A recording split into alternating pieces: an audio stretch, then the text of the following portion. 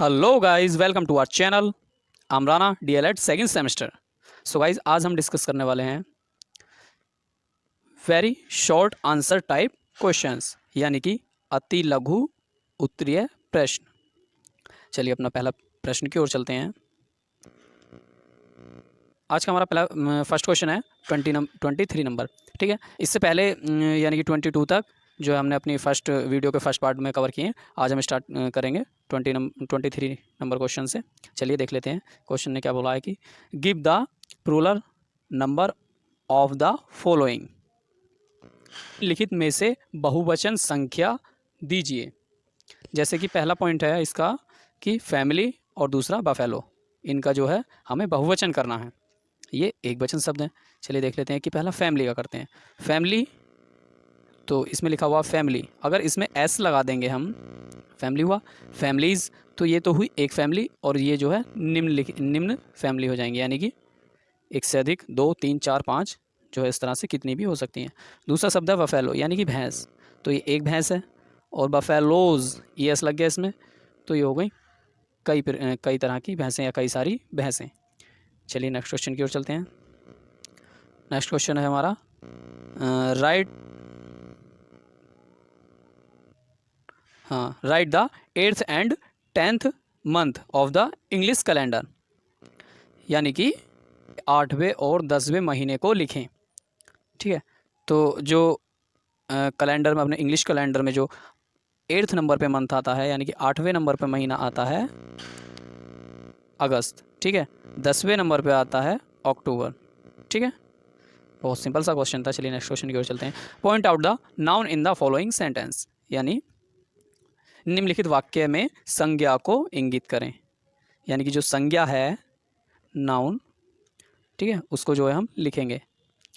तो इस सेंटेंस में सेंटेंस पढ़ लेते हैं पहले। The crowd was very big, यानी कि भीड़ बहुत बड़ी थी।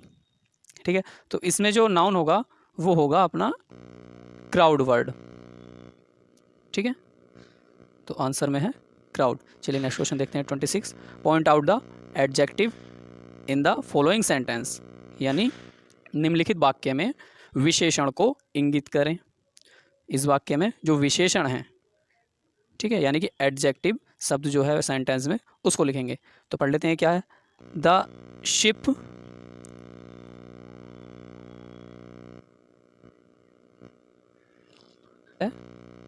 एडजेक्टिव, यानी कि विशेषण।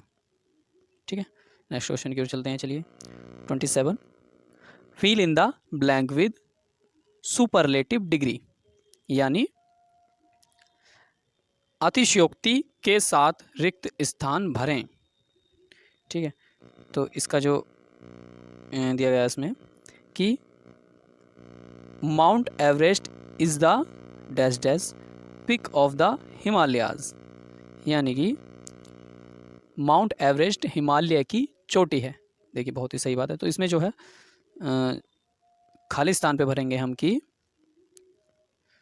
उच्चतम। ठीक है, यानी हाईएस्ट, तो ये हो जाएगा कि इसके बाद Mount Everest is the highest peak of the Himalayas, यानी इसका अर्थ बन जाएगा कि माउंट एवरेस्ट हिमालय की उच्चतम चोटी है। ठीक है, चलिए नेक्स्ट क्वेश्चन देख लेते हैं। Next question is 28। 28 number question start करते हैं। चलिए, fill in the blank with correct pronoun, यानी कि रिक्त स्थान को सही जो प्रोनाउन है वो भरें। ठीक है, तो पहला जो इसमें जो ऑप्शन ये दिया गया है कि हेडिंग हमारा इसमें दिया गया है कि we always like boy dash dash speak the truth. ठीक है, तो इसमें भर देंगे हम WHO हु, तो हो जाएगा we always like boys who speak the truth. तो इसका अर्थ हो जाएगा कि हम हमेशा लड़कों को पसंद करते हैं, ठीक है, या सच बोलते हैं। तो इसका अर्थ ही बदल जाएगा फिर देखिए हु लगने से। फिर क्या हो जाएगा कि हम हमेशा लड़कों को पसंद करते हैं,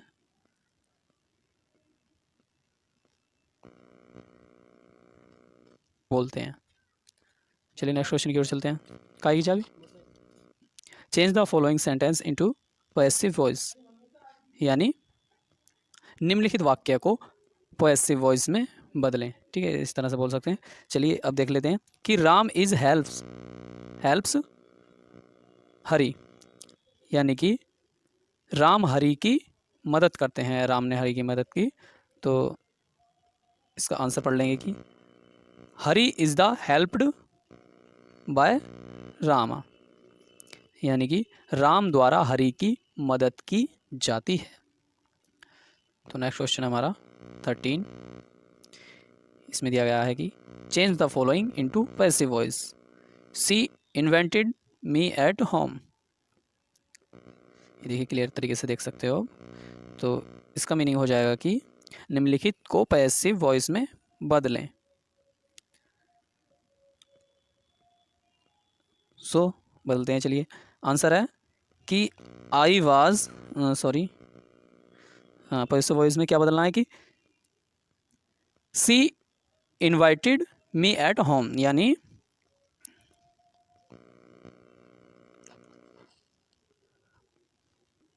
घर पर आमंत्रित किया, ठीक है। तो इसका आंसर देखेंगे कि I was invited at home bye हर। अब हो जाएगा इसका कि मुझे उसके द्वारा घर पर आमंत्रित किया गया था। चलिए नेक्स्ट क्वेश्चन देखते हैं। Question number 31। Fill in the blank with correct pronoun, ठीक है। तो द ब्रेड हैज़ सॉरी जो छिप गया है, हाँ, the bird has hurt dash dash left wing. तो क्वेश्चन ने पूछा है कि रिक्त में सही सर्वनाम के साथ भरें। अब देखिए क्या भरना है कि the bird has hurt dash dash left wing, यानी कि पक्षी को चोट लगी है, ठीक है, और चोट कहाँ लगी है, बाएं पंख में, यानी कि लेफ्ट विंग, बायां पंख। सॉरी मैं लाइफ बोल गया उसको जल्दी जल्दी में। चलिए आंसर देख लेते हैं इसका कि the word has showed it's left wing. तो अब हो जाएगा इसका पक्षी ने अपने बाएं पंख को चोट पहुंचाई है। नेक्स्ट क्वेश्चन की ओर चलते हैं। Question number 32। Point out the noun in the following sentence. Jatin speaks Hindi and Urdu, यानी कि सॉरी वो पहले पढ़ दिया। तो क्वेश्चन का अर्थ हो जाएगा हमारा कि क्वेश्चन का हिंदी मीनिंग कि निम्नलिखित वाक्य में संज्ञा इंगित कीजिए।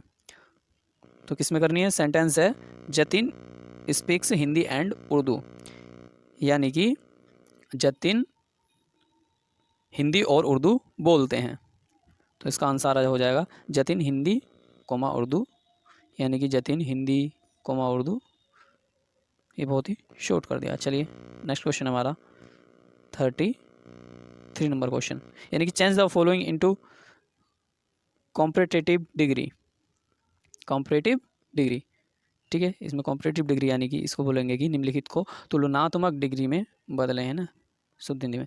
चलिए इसका जो है किसको बदलना है, सेंटेंस पढ़ लेते हैं कि लीड इज द सॉरी इसको पहले मार्क कर लेंगे, ये lead is heavier than any other matter. Sorry जो है पहले आंसर पढ़ दिया, लेकिन ये पढ़ना lead is the heaviest of all metals, यानी इसकी हिंदी हो जाएगी कि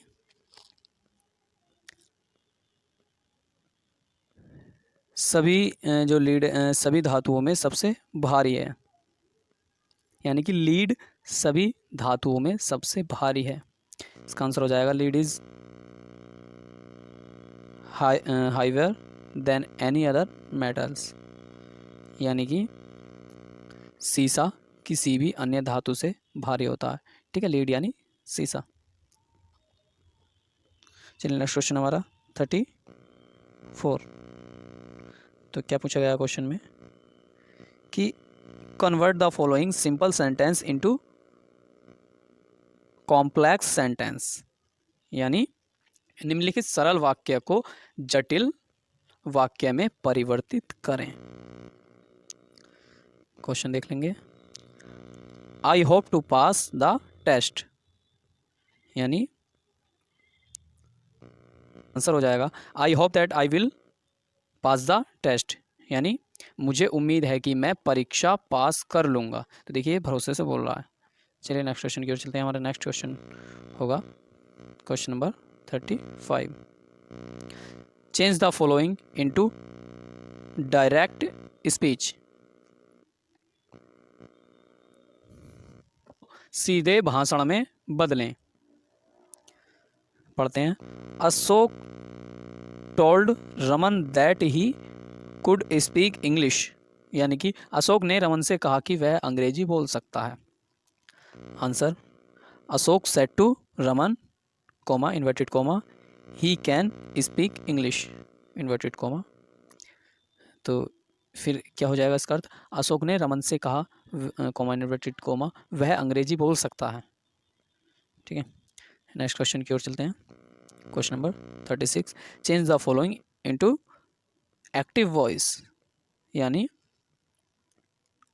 निम्नलिखित को सक्रिय आवाज में बदलें। इसका जो शुद्ध उच्चारण होगा तो इसका जो है पढ़ लेंगे क्या है कि my book was stolen by him, यानी मेरी पुस्तक उसके द्वारा चुराई गई। मेरी पुस्तक उसके द्वारा चुराई गई थी। ठीक है, फिर इसका क्या बन जाएगा कि ही स्टोल माई बुक, यानी अब इसका अर्थ हो जाएगा कि उसने मेरी किताब चुरा ली। ठीक है, next question. Sorry, fill in the blank, सही खालिस्तान भरिए, यानी कि he is dash dash slow to win the race. इसमें क्या आएगा, TOO या TO2।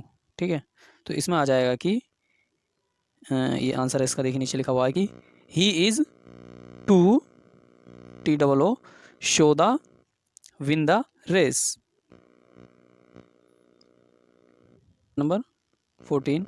Change the following into positive degree, यानी निम्नलिखित को सकारात्मक डिग्री में बदलें। देखिए क्या है कि हाँ, Pawan is one of the most intelligent boy, यानी से बुद्धिमान लड़का है। अब देखिए इसको जो पॉजिटिव डिग्री में चेंज करेंगे तो हो जाएगा a few boys are the intelligent as Pawan. अब इसका उत्तर हो जाएगा कुछ लड़के पवन जैसे ही बुद्धिमान होते हैं। चलिए नेक्स्ट क्वेश्चन हमारा 41। राइट टू, सॉरी इसको जो है छिपा लेंगे।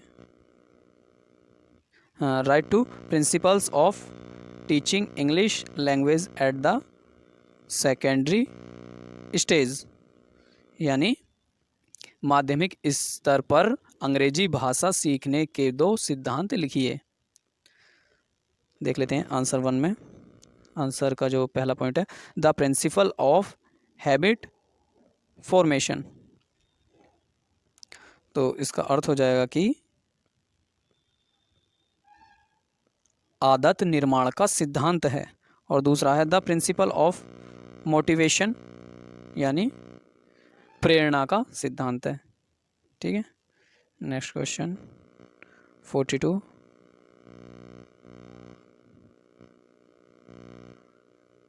Right what are the most boring problems of English teaching in the India, यानी कि भारत में अंग्रेजी शिक्षण की सबसे ज्वलंत समस्याएं क्या हैं? चलिए पढ़ते हैं इसके आंसर को। Problems of pronunciation, problems of mother mother town and problem of grammar, यानी कि उच्चारण की समस्या, मातृभाषा की समस्या और व्याकरण की समस्या।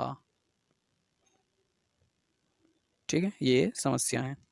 चलिए नेक्स्ट क्वेश्चन है हमारा 43। इसमें दिया गया है what do you mean by M, यानी कि इसका अर्थ हो जाएगा आपका क्या मतलब है। ठीक है, तो इसका आंसर पढ़ते हैं कि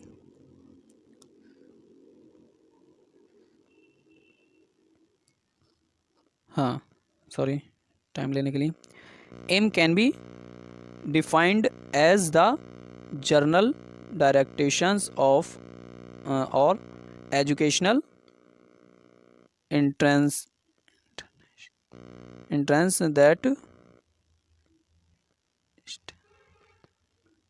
that provide the basis for base of दोबारा पढ़ लेते हैं objectives.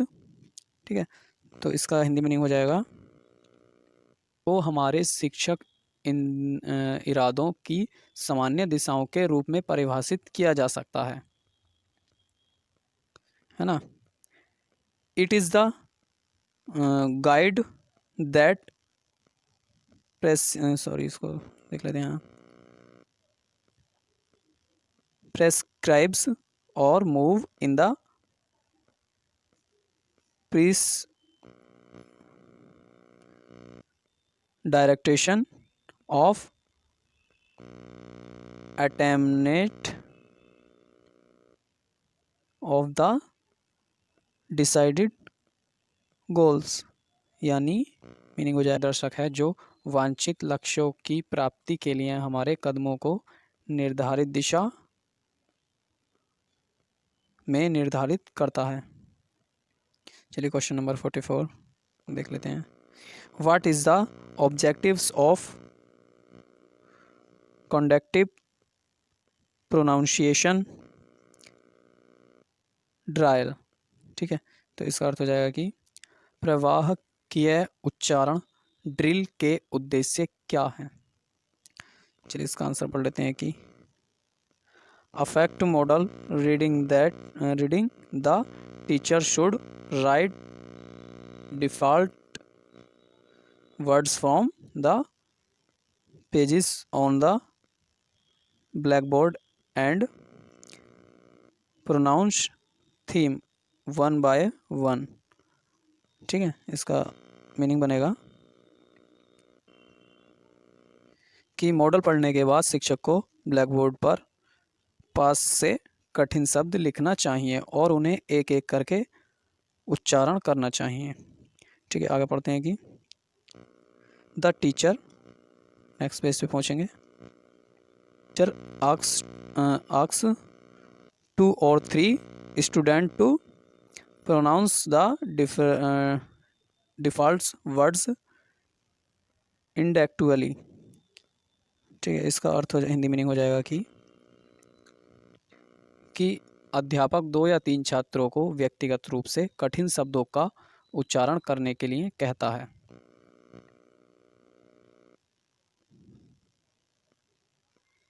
Of words for pronunciation drill should not be based on meaning but on the journal pronunciation.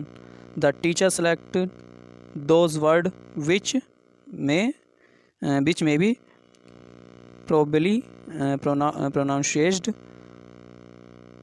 wrongly by students, यानी कि उच्चारण की कार्यवाद के लिए शब्दों का चयन मेन पर नहीं बल्कि सामान्य उच्चारण पर आधारित, जो मेन बिंदु है उस पर नहीं होकर आधारित होना चाहिए। शिक्षक उन शब्दों का चयन करता है और शायद छात्रों द्वारा गलत उच्चारण किए जा सकते हैं।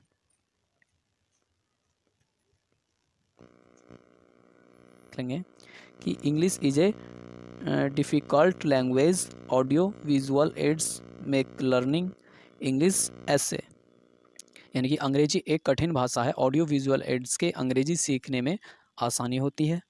और दूसरा है point, a good English teaching is possible only in a natural English.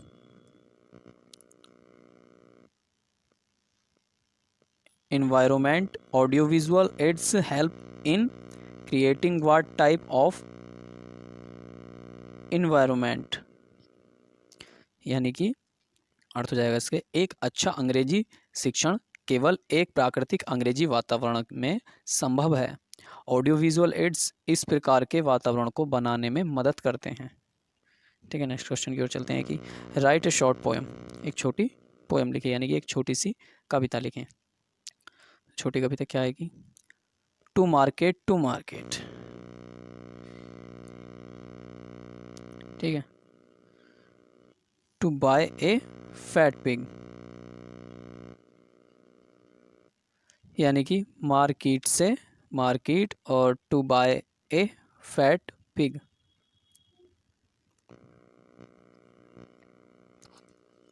जो क्वेश्चन है कि describe the materials aids in teaching pronunciation, तो इसका क्या अर्थ था कि शिक्षण उच्चारण में सहायक सामग्रियों का वर्णन करें। तो आंसर पढ़ लेंगे इसका कि आंसर में दिया गया है कि materials aids in teaching pronunciation, यानी कि इसको बोलेंगे माचिस की तीलियों के टुकड़ों में एड्स माचिस की टुकड़ों में एड्स, सॉरी, इसका जो है